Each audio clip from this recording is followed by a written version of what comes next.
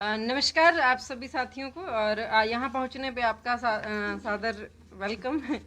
Sir आज मैं आपको बताने जा रही हूँ कि मेरे हरियाणा में MER डिपार्टमेंट है। आज कोरोना के हालात में हम कहाँ खड़े हैं, MER की क्या स्थिति है आपको मैं बताऊँ। ये मेरे पास हेल्थ मिनिस्टर का ऑर्डर है। इसमें हेल्थ मिनिस्टर खुद कह रहे हैं कि मैंने जांच की है, मैंने इंस्पेक्शन की है बकायदा, और मैंने पाया कि यहाँ पे कोई जिस जगह की आपने NOC दी है, फर्जी NOC का जो मामला मैं आज उजागर कर रही हूँ, वहाँ पे कोई भी कॉलेज नहीं है, वहाँ पे कोई भी क्रैच हॉस्टल कुछ भी नहीं पाया गया है। और आप लोगों ने डिपार्टमेंट ने NOC जारी कर दी और इसके लिए मैं ACS is requested to propose suitable action. वो ACS को कह रहे हैं कि इनके खिलाफ सूटेबल एक्शन लो जिन जिन अधिकारियों ने ये गलत काम किया है और एक NOC जारी करी है। तो वो उस टाइम के ACS हैं धनपत सिंह, तो उन्होंने ऑर्डर जारी कर दिया। उसके बाद क्या होता है कि सेम टाइम पे एक और कॉलेज सामने आता है जिसकी कोर्ट से क्लियर हो गया, कोर्ट ऑर्डर उसके खिलाफ चले गए कि वो भी फर्जी NOC के आधार पे काम कर रहा था। आप समझिए, मैं स्कूल कॉलेज की बात कर रही हूँ, नर्सिंग स्कूल कॉलेज की, जहां पे हमारे बच्चों के भविष्य बनते हैं और जो डॉक्टर्स बनते हैं उनके ऊपर दूसरों के सभी के भविष्य टिक जाते हैं, सबकी जिंदगियां टिक जाती हैं। वो फर्जी NOC पे चल रहे थे। तो जब ये मामला उठा तो यहाँ पे एक डॉक्टर मालती आल्सो फेल्ड, इसमें कोर्ट ने बोला कि वो मैडम थे जो इंक्वायरी इंचार्ज थे, वो फेल्ड हुए डॉक्यूमेंट्स देने में, और ये फर्जी NOC के आधार पे है तो इसको कैंसिल किया जाए। फिर ऑर्डर हुआ है, ये गवर्नमेंट का ही ऑर्डर है, ACS का ऑर्डर है। ACS ने कहा कि मैडम जो भी महिला डॉक्टर हैं उनके खिलाफ कार्रवाई की जाए क्योंकि उन्होंने सरकार के दस्तावेजों और पॉलिसी के साथ छेड़छाड़ की है, गलत किया है। अब वही डॉक्टर यहाँ पे मेंशन्ड है, ये गवर्नमेंट का ही ऑर्डर है। अनिल विज ही कह रहे हैं कि इनके खिलाफ, आप पढ़ लीजिए, draft chargesheet under rule 7 within 3 days 2015 की बात कर रही हूं मैं, अब ये 3 दिन आज तक नहीं हुए, और बोला कि इनके खिलाफ चार्जशीट दायर की जाए।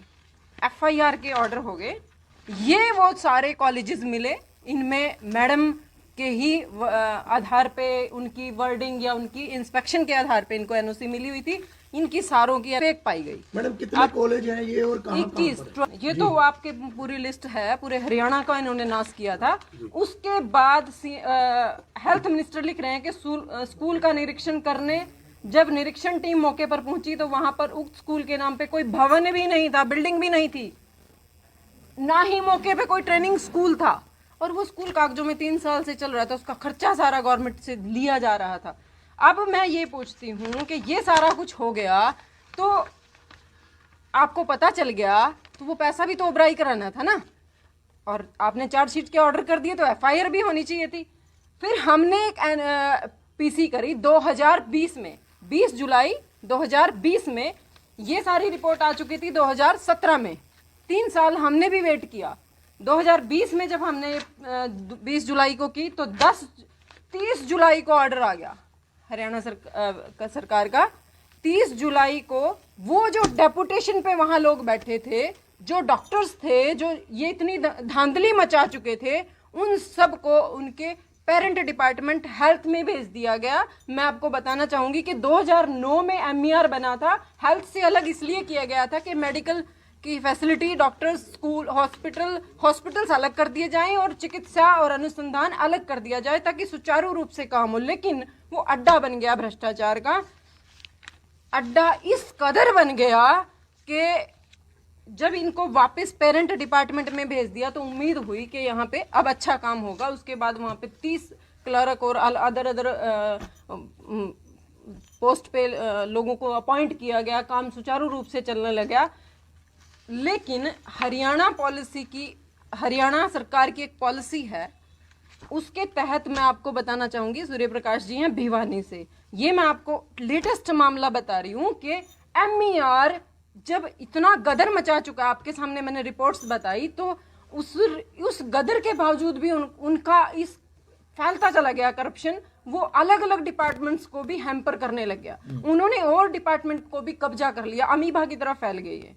तो मतलब उन्हें बिठा दिया गया अन्य वो डिपार्टमेंट इतने मजबूत हो गए कि वो अन्य डिपार्टमेंट को भी हैंडल करने लगे, क्योंकि उनके ऊपर देखिए सीएम और हेल्थ मिनिस्टर का हाथ था। ये करप्शन यूं ही नहीं हो रहा था, ये सिर्फ कागजों में खेला गया है कि चार्जशीट दायर करो, एफआईआर दायर करो, ये हेल्थ मिनिस्टर्स बोलते रहे, लेकिन हुआ तो कुछ भी नहीं ना। मीन्स वो सिर्फ कागजों में कह रहे थे, हम जैसे लोगों की भरपाई के लिए हुआ करना वो नहीं चाहते थे। वो करप्शन फैलता चला गया। तो लाहौली भिवानी का एक कॉलेज है, नाम बताएंगे? लोहानी नहीं, कॉलेज का बाबा योगी नेतानाथ नर्सिंग कॉलेज है। वो कॉलेज अभी भी फर्जी एनओसी पे बन रहा, और वो इतना नजदीक है इन लोगों के कि वो कैसे बना आप समझिए। ये हरियाणा गवर्नमेंट की पॉलिसी है जिसके तहत आप कोई कॉलेज खोल लोगे तो इन रूल्स को फॉलो करना पड़ेगा। ये रूल्स कहते हैं कि एप्लीकेंट शुड हैव एटलीस्ट 4 एकड़ of land at one place. एक कॉलेज जहां खुलेगा वो एक जगह पे 4 एकड़ लैंड होनी चाहिए। ये गवर्नमेंट के पेपर्स हैं, देखिए मेरे नहीं है, गवर्नमेंट ने ये रूल बनाया है। और तो 4 एकड़ का मामला है। फिर एप्लीकेंट शुड, ये जो सेम पॉलिसी है यहाँ, कंसिडर शैल बी कंसिडर्ड। अब आपको क्लियर हो गया कि 4 एकड़ पे ही आप कॉलेज बना पाओगे। जो कॉलेज योगीनाथ कॉलेज सर बता रहे हैं भिवानी में, वो कॉलेज 2.5 एकड़ में कॉलेज बना, एक लैंड थी और उसमें 1.5 एकड़ रेवेन्यू डिपार्टमेंट ने अपनी मर्जी से जोड़ के दे दिया। मतलब ये पॉसिबल है कि मैं इस जगह को अपनी मर्जी से एक्स्ट्रा दिखा सकूं पेपर्स में, आप पड़ोसी की भी ले सकूं? ये मजाक है। आपके 2.5 एकड़ में कॉलेज बना है और आपने 4 एकड़ दिखा दिया ताकि पॉलिसी ब्रेक ना हो, आपको एनओसी मिल जाए सिर्फ एनओसी के लिए। जबकि वो दूसरी जो 2.5 एकड़ से जितनी एक्स्ट्रा जमीन थी वो 4 किलोमीटर दूर थी, और तहसीलदार को ऐसे मैनिपुलेट किया एमईआर ने कि वो एक जगह दिखा दिया, उसने ये ऑन पेपर्स दिखा दिया। और ये अलग थी, इसके लिए उपायुक्त महोदय की फिर जांच कराई गई। ये देखिए, ये अलग थी, ये इसमें कहीं भी ऐड नहीं है, ये ओरिजिनल है। ये अलग बहुत दूर दिखाई गई है। फिर एमईआर लिखता है कि भिवानी के डीसी को कि इसकी जांच कराई जाए। जांच में भिवानी डीसी ने खुद पाया कि ये गलत दिया गया है, और ये है जांच की रिपोर्ट। इसमें डीसी खुद कह रहे हैं कि जो सिजरे हैं वो भिवानी द्वारा सिजरा गलत है, और वो गलत सिजरा दिया गया है। सेम रिपोर्ट उन्होंने एमईआर को कर दी। मतलब एमईआर जो है इसका काम जो व्यवस्था देख रहा है और वही जांच करवा रहा है। हाँ, एमईआर ने जांच करवाया, तो डीसी ने एमईआर को लिख दिया कि ऑनेस्टली लिख दिया कि ये नक्शा है जी, वो इतनी लैंड है 2.5 एकड़, बाकी जो है बहुत दूर है, एक जगह नहीं है और कई किलोमीटर दूर है। वो आपके कहने के हिसाब से बिल्डिंग्स भी नहीं बनी है और मेडिकल मतलब आपकी ने जो जगह है वो गलत दिखा रखी। आप ऐसे दूसरे मतलब कई किलोमीटर के फासले को एक जगह कनेक्ट कैसे दिखा सकते हो? आप 13 सेक्टर की जगह को 12 सेक्टर में कैसे दिखा सकते हो? तो वो दिखा दिया उन्होंने। इतने निडर हैं, मतलब इतना प्रोटेक्शन है उनको कि उन्होंने दिखा दिया और डीसी साहब ने बोल दिया कि ये गलत है। देन क्या होता है कि फिर इस रिपोर्ट पे एसीएस कहते हैं, एसीएस डॉक्टर साकेत जो बेहतरीन छवि के ऑफिसर हैं, जो कमांडिंग में थे एमईआर में कि मैं इस गलत के खिलाफ आवाज उठाऊंगा और मैं नहीं दबूंगा तो मुझे भी बर्बाद कर देंगे। तो उन्होंने किया कि एफआईआर पढ़ लीजिए कि एफआईआर अंडर सेक्शन 420 आईपीसी के तहत रजिस्टर्ड की जाए अगेंस्ट ये एनके गोयल, जो सीएमओ थे वहां पे, डिप्टी सीएमओ डॉक्टर मालती, वही डॉक्टर आगे आपके डॉक्टर, उसके बाद registered against tehsildar Shri Dharamveer and जो वहां पटवारी जो भी उनके साथ था। अब ये एक एसीएस अधिकारी के ऑर्डर्स हैं एफआईआर के, जो आज तक नहीं हुई। एफआईआर के ऑर्डर्स हो गए और लिख दिया एमईआर ने कि these are 2 contradictory reports of the revenue tehsildar. उन्होंने 2 कॉन्ट्राडिक्ट कैसे दे सकता है एक ही तहसीलदार, उसी के साइन पहली वाली पे, उसी के साइन दूसरे वाली पे। तो इसके बाद भी फिर MER लिखता है कि it is clear that the documents submitted by the institute at the time of granting the NOC were fake। ये उन्हीं के वर्ड्स हैं, आज इनकी वैल्यू नहीं है। एक ऑफिसर एक डिपार्टमेंट ने लिख दिया कि ये सारा फेक है और इसकी NOC रद्द की जाए तुरंत प्रभाव से, और ये NOC आज तक रद्द नहीं हुई। वो धड़ल्ले से चल रहा है, वो दूसरे डिपार्टमेंट को भी मैनेज कर रहा है। फिर जब ये सारा कुछ सूर्य प्रकाश जी इसको देख रहे थे, इन्होंने RTI लगाई, इन्होंने ये सारा कुछ इन्होंने प्रोसीड किया, हमारी NGO से ही हैं कि हम कितना देखें, कितना गलत होता देखें, क्योंकि ये तो खुद भिवानी से हैं। तो जब ये थक गए, ये करी जा रहे यहाँ से वहाँ, वहाँ से यहाँ कंप्लेंट, तो जब कुछ नहीं निकला तो सर ने परेशान होके, CM विंडो पे बड़ी आस्था है हम सब लोगों की, हमें लगता है कि वो डायरेक्ट CM देखते हैं, तो इन्होंने CM विंडो में कंप्लेंट डाली। CM विंडो की कंप्लेंट जब गई तो MER ने लिख के दिया, ये MER ने लेटर दिया, इनको बाय पोस्ट मिला कि आपकी CM विंडो की जांच डॉक्टर राजेंद्र नौनीवाल EC ऑफिस कोठी नंबर 1086 सेक्टर 2 पंचकूला में की जाएगी। ये जांच हो रही है, जबकि ऑर्डर्स हो चुके थे, उसके बाद भी फिर जब नहीं कार्रवाई हुई तो CM विंडो का सहारा लिया गया। हर इंसान लेता है, कोर्ट जाने से पहले एक बार उसको भरोसा है कि CM विंडो पे तो जरूर कुछ होगा। अब CM विंडो क्या है? ये CM विंडो की स्ट्रक्चर बॉडी है। CM विंडो में कौन कौन लोग होते हैं, ये CM विंडो मैं जरा आप लोगों के सामने दिखा दूं। CM विंडो में डॉक्टर राजेंद्र है, flat number 104 GH20 sector 20 Panchkula. बकायदा साइट पे, बकायदा CM विंडो पे गवर्नमेंट की तरफ से आधिकारिक तौर पे इनका एड्रेस दिया गया है और इनका नंबर दिया गया है, फोन नंबर दिया। एमिनेंट सिटीजन यानी कि हर डिस्ट्रिक्ट के प्रतिष्ठित सिटीजन CM विंडो चलाएंगे, एक सरकारी विभाग चलाएंगे। CM विंडो वो है जो आदेश देती है DC को, जो आदेश देती है किसी भी विभाग को कि ये गलत हुआ है, इसके ये जांच में पाया गया, मैंने जांच करी है, इसके खिलाफ कार्रवाई की जाए। समझ रहे हैं ना? CM विंडो आदेश दे रही है, और कौन आदेश दे रहे हैं? आदेश देने वाले कौन लोग हैं? अपनी मर्जी के कौन? ये नवीन शर्मा, सेकंड नंबर पे पढ़िए आप, नवीन शर्मा, ये इनका नंबर है, ये इनका एड्रेस है, और क्लियर लिखा है नवीन BJP, मीन्स BJP के नेता आप CM विंडो ऑपरेट कर रहे हैं। अब सर को ये लेटर आ गया कि चलो सूर्य प्रकाश जी वहां जाएंगे, इंक्वायरी कराएंगे और इनके खिलाफ कार्रवाई भी हो पाएगी। ये तो एक जनता का मुद्दा है ना, एक आदमी तो सिर्फ इसको एज ए सोशल सर्विस के रूप में ले रहा है ना कि मैं न्याय के लिए लड़ूंगा क्योंकि मैं नहीं देख पा रहा।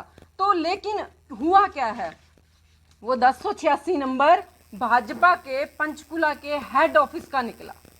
ये कहाँ पहुंचे? उस लेटर को एड्रेस ढूंढते ढूंढते यहाँ पे, ये पंचकुला हेड ऑफिस है भाजपा का, और ये 1086 नंबर की प्लेट। वहां पे क्या देखते हैं कि वहां पे डॉक्टर राजेंद्र नौनीवाल के साथ कुछ भाजपा के बदमाश नेता बैठे हैं, जिन्होंने इनको वहीं पे बंद कर लिया कमरे में कि जाने नहीं देंगे, अपनी कंप्लेंट वापस ले ले, गवर्नमेंट का नाम खराब करने की जरूरत नहीं। इससे पहले की सरकारों ने क्या करप्शन नहीं करा? तब तो सोया पड़ा था। आज तेरे अंदर इतनी जागृति कहां से आ गई? कुछ तो हम भी करेंगे। तो मतलब इन्होंने ये बड़ी मुश्किल से वहां से निकले हैं जान बचा के, और तब जाके आज हम लोग खुलासे के लिए बैठे हैं कि CM विंडो CM की खिड़की खाई में खुलती है। आम आदमी उम्मीद न लगाए कि वहां उनको न्याय मिलेगा, कोई CM नहीं देखता, वो उसकी ये तो आधिकारिक बॉडी है, ये लोग पैसा लेते हैं। सर CM विंडो चल रही है, ये फ्री में नहीं बैठे, हमारे एक डिपार्टमेंट चल रहा है वो, और अपनी मर्जी से उसमें ये लोग बैठाए गए हैं और ये लोग ऑपरेट कर रहे हैं आम आदमी की बातों को। ये करप्शन का अड्डा है। CM MER को बिगाड़ रहे हैं, CM उस एक महिला डॉक्टर के तले काम कर रहे हैं। वो इतने, जिनको आप गब्बर सिंह कहते हो, अनिल विज को, उनको तो उन्होंने गोबर मत दिया। आप क्यों नहीं समझ पा रहे हो कि आपके ऑर्डर्स की धज्जियां उड़ाई जा रही हैं, आपके IS, आपके ACS के ऑर्डर्स की धज्जियां उड़ाई जा रही हैं, और कुछ भी कार्रवाई के नाम पे जीरो। अंडर रूल 7 भी की लिखने भी आपका बेकार जा रहा है, आपकी सीएम विंडो भी ऑपरेट कर ली गई है, आपका रिवेन्यू डिपार्टमेंट भी। आप ये बताइए, जब एक सिजरा आपने गलत बना के भेज दिया तो किसी का तो फोन आया होगा ना, बना के भेज दे, किसी ने तो कहा होगा ना भेज दे तहसीलदार को, मैं बचा लूंगा, और बचा भी लिया भाई। उनके खिलाफ ऑर्डर्स भी हो चुके और फिर भी बचा लिया, वो आज भी कार्यरत हैं, एक सस्पेंशन भी नहीं उनको मिला, जबकि मुआवजा लेना बनता था। देखिए, गवर्नमेंट का पैसा है, गवर्नमेंट का पैसा किसका है? जनता का पैसा है, किसी के शगुन का पैसा नहीं है कि तेरे घर में आ गया तो तेरा हो गया। हम इनको चुन के लाए थे सर, इनको बेचा नहीं गया था हरियाणा, ये चुन के आए हुए हैं भलाई करने के लिए। लेकिन ये क्या कर रहे हैं, आप सीएम विंडो से तो ये उम्मीद, अब आप ये नहीं कह सकते, कौन कह देगा ये सीएम विंडो की हालात देखने के बाद कि सीएम खट्टर ईमानदार हैं? वो तो करप्शन को बनाने के लिए, सीएम विंडो बरकरार रखने के लिए सीएम विंडो का प्लेटफॉर्म भी दे दिया कि करो इस्तेमाल। देखिए, मैं तो ये चाहती हूँ कि तुरंत कार्रवाई हो, ये जो आप ही लोगों ने ऑर्डर्स किए हैं, इन ऑर्डर्स पे इम्प्लीमेंटेशन तुरंत हो जाए, जो गलत है उसको सजा दो, और जो एनओसी, जो भिवानी वाला जो मैं कॉलेज बता रही हूँ, जो जिसको एनओसी ही उस फेक सिजरे पे मिली है, उसकी एनओसी तो रद्द करें। ऐसे तो कोई भी बैठ जाएगा अड्डा खोल के, उन बच्चों के भविष्य का क्या मैडम, होगा? इतने साल हो चुके हैं, ये कॉलेजेस चल रहे हैं और कुछ बच्चे जो हैं बीच में से निकलकर डॉक्टर भी बन चुके हैं, तो क्या कहना चाहेंगे? कुछ तो फॉरेन तक पहुंच चुके हैं, दूसरी विदेशों में जाकर वो प्रैक्टिस कर रहे हैं, तो क्या कहना चाहेंगे, क्या चल रहा है? ये धांधली चल रही है बहुत बड़ी, और गवर्नमेंट के देख रेख में चल रही है, सीएम साहब की देख रेख में चल रही है, अनिल विज की देख रेख में चल रही है। कहे के गब्बर सिंह मरे, मैं कहती हूँ अपने पूरे हफ्ते में 2 दिन एमईआर में भी बैठ जाया करे, उसी का डिपार्टमेंट है, देख लेना अपनी आंखों सामने कोई क्या कर रहा है। अरे नहीं समझ में आता, अनपढ़ सरकारों में बैठ गए हो आके, तो अपने अधिकारियों को गलत करते हुए खुद देख लो और पकड़ लो, कम से कम तुम वहां बैठोगे, वो डरेंगे तो सही, वो तो आजाद हो गए। अधिकारी तो मन मर्जी कर रहे हैं, इनको समझ ही नहीं आता, ये तो ऑर्डर्स दे रहे हैं लेकिन इनके ऑर्डर्स को कोई मान तो नहीं रहा, क्योंकि इनको पता ही नहीं है, ये जानते ही नहीं है, ऑर्डर्स दिया तो अब क्या। गृह मंत्री मैडम, क्या पता ये मर्जी से काम चल रहा हो कि ऑर्डर दे दो और करते भी रहो, हाँ, फाइलें भर दो और फाइलें भरते चलता यही रहो, और जनता जो है जाकर चेक तो करती नहीं है कागज। गृह मंत्री, वो तो आपने आरटीआई लगाई होगी, आपने निकलवाए होंगे कागज, आजकल इतनी मेहनत कोई भी नहीं करता। हाँ जी, गृह मंत्री की नहीं सुन रहे, मुख्यमंत्री सीएम विंडो की नहीं सुन रहे, तो आपको लगता है कि कुछ कार्रवाई होगी? देखिए, मीडिया बहुत बड़ा हथियार है आज के टाइम में, आखिरी उम्मीद है जनता की, और जब आवाज उठती है, और हम इतने पे तो रुकने नहीं वाले ना, हम तो कोर्ट जाएंगे, हम तो रिट डालेंगे, हम तो इनके पुतले फूकेंगे, और यहीं तक क्यों, अभी हम चंडीगढ़ भी पीसी करेंगे, अभी हम अनिल विज के क्षेत्र में भी पीसी करेंगे। वैसे तो बड़ी शर्म की बात है कि सीएम के क्षेत्र में पीसी करने के बाद रिजल्ट ना आए और हम वहां जाए। वैसे तो ये कहता है ना, मैं कहीं भी छापे मारता हूँ, आजकल गुड़गांव जा रहे हैं, अरे ये तो मैंने कागज रख दिए, तो तुम्हारे हाथ के कागज है, तुम्हारे डिपार्टमेंट, तुम्हारे डेप्यूट किए हुए आईएएस एसीएस तो वो लिख रहे हैं, मैं तो नहीं लिख रही हूँ। मैडम, कब से आप ये मामले को जानते हैं? कितना समय हो चुका है आप? सर 2017 से जब इन्होंने ये, तो मैडम 2017 से आपने आज तक रिट क्यों नहीं डाली है, किस लिए आप इंतजार कर रहे हैं? सूर्य प्रकाश जी यहाँ का तो बता ही देंगे, क्योंकि ये बिल्कुल हैंड टू हैंड ही कर रहे ऐसे हैं। है सर, मैंने 2015 में कंप्लेंट की, बाबा योगी नेतानाथ नरसिंह अपने अपने क्षेत्र में सभी एक्टिव हैं। तो इसमें क्या हुआ कि 2.5 एकड़ जमीन कहीं एक जगह है, 3-4 किलोमीटर कोई दूसरी जगह है, उसको एक सिजरा में इकट्ठा करके मान्यता प्राप्त कर ली जी। तो 2015 में मैंने कंप्लेंट की। उसके बाद क्या हुआ कि डीएमईआर ने डीसी को कंप्लेंट करना रिपोर्ट के लिए भेज दिया, भी जांच करके भेजिए। 2016 में डीसी साहब ने 2011/6/2015 को शिकायत उन्होंने मेरी जांच रिपोर्ट के लिए डीसी को भेजा। डीसी साहब ने 2016 में रिपोर्ट जांच करके और उस संस्था को दोषी पाया गया, वो रिपोर्ट सबमिट करवा दी डीएमईआर को। डीएमईआर ने उसके बाद क्या किया कि इनके अगेंस्ट कार्रवाई के लिए भी लिखा है, मैडम ने मोस्टली तो सब कुछ मैडम ने बता ही दिया। लेकिन मैं एक बात बताना चाह रहा हूँ कि डीएमईआर ने भी इनके खिलाफ एक्शन लेने के लिए बोल दिया, भाई एफआईआर लॉन्च करो और 420 का आईपीसी के तहत मुकदमा दर्ज कीजिए इनका। उसके बाद फिर एसीएस ने क्या किया, ये ऊपर चलेगा। डॉक्टर साकेत कुमार ने एक काम और बताना मैं भूल गया, मैडम भी शायद ये ACS को गवर्नमेंट DMER ने गवर्नमेंट को लेटर जारी किया कि इसकी NOC विड्रा की जाए, इस संस्था की ये दोषी है और इसकी जमीन अलग अलग है। उसके बावजूद 2017 से लेकर के आज तक मैंने हजारों कंप्लेंट की है ACS को, CM को, DMER को, डायरेक्टर को और CM विंडो भी की है मैंने, लेकिन रिजल्ट क्या आ रहा है? सबसे बड़ी बात है कि ये जांच दोषी पाया गया, सब कुछ होच करना है। एक मिनट सूर्य प्रकाश जी, ऐसा है जब रिपोर्ट ACS ने गवर्नमेंट को भेज दी कि ये क्या और इसके खिलाफ कार्रवाई की जाए, MER ने क्या किया कि वो फर्जी रिपोर्ट वाली रिपोर्ट दबा के अब आज कहीं और जांच दे दी, आज तहसीलदार को जांच दे दी, अब 6 महीने के लिए CMO को जांच दे दी, अब फलाने CMO को जांच दे दी। मतलब ये कहने के लिए कि सर उस पर जांच चल रही है, जबकि रिपोर्ट आ चुकी है, लेकिन कंटिन्यू दिखाने के लिए आज तक का टाइम खा लिया। हर एक साल एक कंप्लेंट ले लेती है, फिर अगली कंप्लेंट कहीं और भेज देते हैं। वो अपनी मर्जी से इसको आज भी प्रोसीडिंग में लिए बैठे।